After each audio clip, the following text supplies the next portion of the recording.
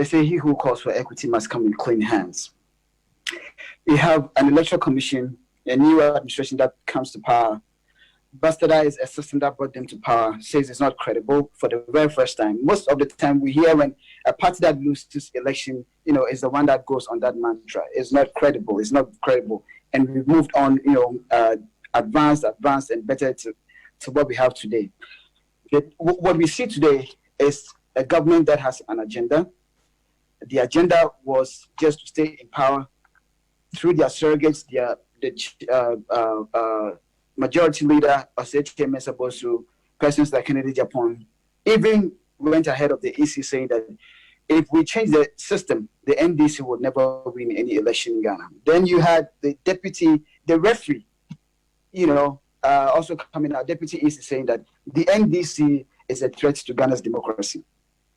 Now, when you put all these comments that they've made, and the argument, and here sometimes, I get a lot disappointed in my own party for allowing, Madam Jane Mensah to spew a lot of lies in terms of technology and walk the way freely to brainwash and, had that credence for even 2% of Ghanaians to believe that we needed a new voters register because the other one was not credible. Every argument that they made showed that the EC were totally ignorant and they were just going according to the dictate of what the Flagstaff House was giving them. And that is the main reason why, if you look at what happened with Baume's presentation, Voltarians, aliens, all up in the voters register, it has to be clean. They come to power, they change the system. First, let's go and attack Volta region, and then they send their troops, everyone straight to Volta region. We stated that this is all about voter suppression. It is not about the fact that the register is not credible. They know that the register is credible, but they had their intent. Their intention is to suppress the votes from the opponent's stronghold and maximize theirs just to win an election. Finito. That's the bottom line. Every argument they've made over the period has never made sense. It shall never make sense in the world of tech and common sense. That's the bottom line. So now this is what we face.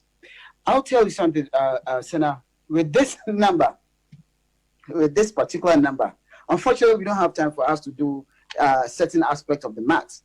Like they keep saying that, NDC lost by, NPP won with a margin of 1 million votes. You and I know it is not true. When you go into the result, you realize that the NDC depreciated and that the NPP also gained a little. And then, but the gap compared to the past is what is almost to that level. But the NPP didn't even gain much in 2016.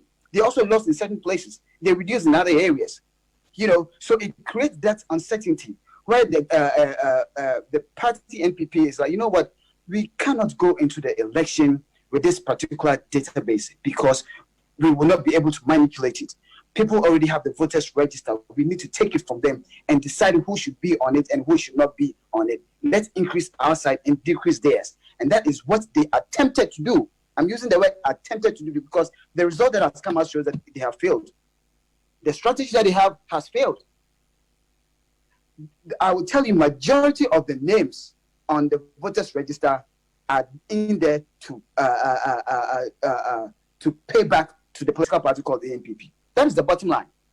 Because if that hadn't been the case, this number wouldn't have even gotten to, 60% of what has been provided by the EC. What it basically means is that people are so anxious, people are so desperate, people still want to affirm and make a particular statement to the government of the day that we do not support your policies, your programs, your actions and inactions. So they came out amidst and against the threat of COVID-19, and they have registered to this level. Then you ask yourself, what could have been the motivation?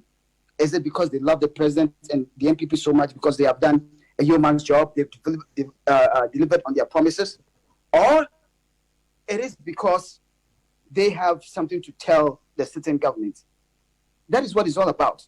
So for me, if you look at it and look at the dichotomy, and then spread the numbers around, you'd realize that they have not made any gains. But they live in a certain world.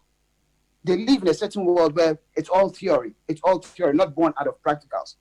You may think that, yes, you've attacked Volta region, the stronghold of the NPP, of the NDC, sorry.